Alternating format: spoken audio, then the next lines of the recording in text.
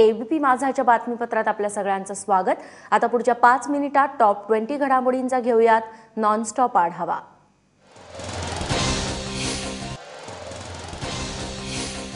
एकीकडे राज्यभरात उन्हाचा तडाखा वाढलेला असताना सांगलीच्या कवठेमहांकाळ तालुक्यात गारांसह जोरदार पाऊस पडलाय।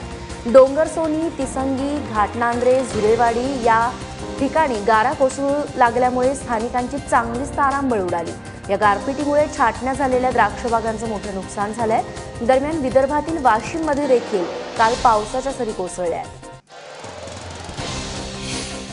नाशिक जिल्हा बँकेचे अध्यक्ष नरेंद्र दराडेंसह 2 जणांवरती गुन्हा दाखल करण्यात आलाय। महावितरणची फसवणूक केल्याप्रकरणी नाशिकमधल्या मुंबई नाका पोलीस ठाण्यात गुन्ह्याची नोंद करण्यात आली आहे। महावितरणचे एकूण 33 कोटी 22 लाख रुपये बुडवल्याचा दराडेंवरती आरोप आहे। नाशिक आणि मालेगावात ही फसवणूक झाल्याचं पोलीस तक्रारीत म्हटलं गेलंय।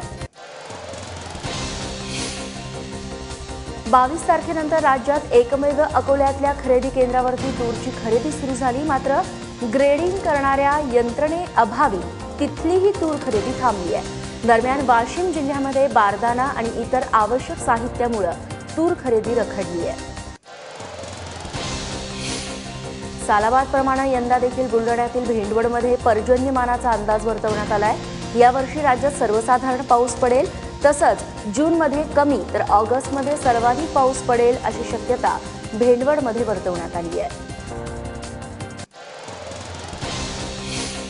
आरक्षणासंदर्भात आपल्या वक्तव्याचा विपर्यास केल्याचा आरोप पुण्याच्या महापौर मुक्ता टिळक यांनी केलाय।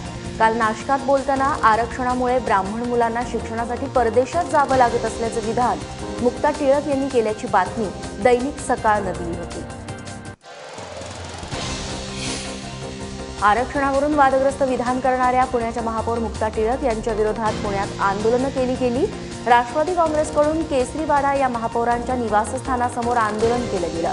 संभाजी ब्रिगेडनं देखील महापालिकेसमोर निदर्शनं करून मुक्ता टिळक यांचा निषेध नोंदवला।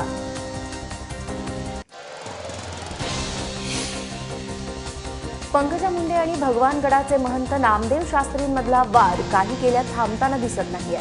भगवानगडाच्या वादानंतर पंकजा मुंडेंनी माघार घेतली असली तरी यात मोठी राजकीय खेळी असल्याचं महंत नामदेव शास्त्री यांचं म्हणणं आहे। गुलाबराव पाटलांविरोधात खडसेंनी केलेल्या अब्रू नुकसानीच्या खटल्यामध्ये न्यायालयानं दोघांच्या पुढे आता तडजोडीचा प्रस्ताव ठेवलाय। त्यासाठी दोन्ही नेते जळगाव न्यायालयामध्ये हजर झाले होते। मात्र या संदर्भात काहीही निर्णय होऊ शकला नाही। न्यायालयानं पुन्हा दोन्ही नेत्यांना चर्चा करण्यासाठी 2 मेची तारीख दिली आहे।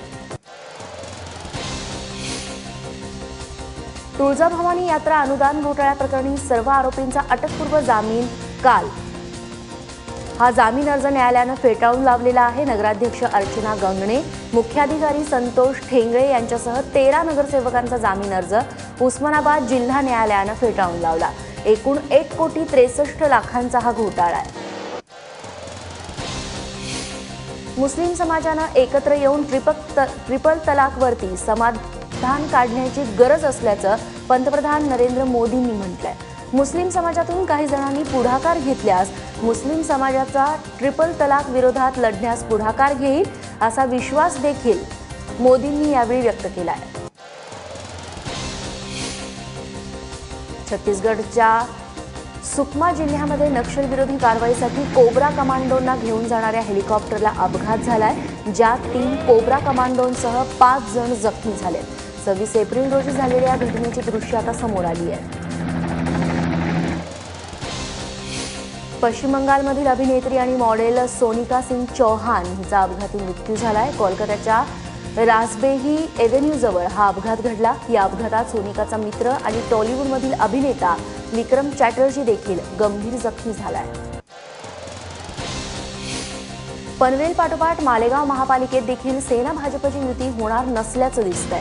युतीची शक्यता नसल्यानं मालेगावात भाजपनं स्वबळावरती लढण्याची तयारी सुरू केल्याची माहिती भाजपच्या पदाधिकाऱ्यांनी दिली आहे। मालेगाव महापालिकेसाठी आजपासून नामांकन अर्ज दाखल करण्याची प्रक्रिया सुरू झाली आहे। कुकडीच्या पाण्यासाठी आंदोलन करणारे आमदार राहुल जगताप यांना अटक करून नंतर सोडून देण्यात आले। आमदार जगताप यांच्यासह काही आंदोलन करणाऱ्या कार्यकर्त्यांना देखील ताब्यात घेण्यात आलं होतं। हक्काचं पाणी मिळावं यासाठी आमदार राहुल जगताप यांच्यासह शेतकरी कुकडीच्या कॅनॉलमध्ये भजन करून ठिय्या आंदोलन करत होते. अवाजवी दरवाढ करणाऱ्या सिमेंट कंपनी मालकांना तुरुंगात टाकू असा सज्जड दम केंद्रीय दळणवळण मंत्री नितीन गडकरींनी दिलाय. शिवाय दरवाढ नियंत्रणात नाही ठेवली तर बंद झालेल्या सरकारी सिमेंट कंपन्या पुन्हा सुरू करू असंही गडकरी म्हणाले. नाशिक जिल्हा बँकेत खातं असणाऱ्या शिक्षकांचे पगार अजून 1 महिनाभर मिळणार नसल्याचं स्पष्ट झालंय. कारण 40 कोटी इतकं चलन उपलब्ध नाही असं स्टेट बँकेनं स्पष्ट केलंय. पगारासाठी गेल्या गुरुवारी शिक्षकांनी गडकरी चौकामध्ये रास्ता रोको केलेला होता. त्यावेळी देखील बँकेकडून पैसे उपलब्ध नसल्याचं कारण देत पगारास नकार दिला गेला होता. पंढरपूर तालुक्यातल्या शेगाव दुमाला 40 लाख रुपये किमतीचा अवैध वाळू साठा जप्त केला गेलाय. पोलीस आणि महसूल विभागाने मिळून ही कारवाई केली आहे. या कारवाईमध्ये तब्बल 1000 ब्रास वाळू साठा जप्त करण्यात आलाय.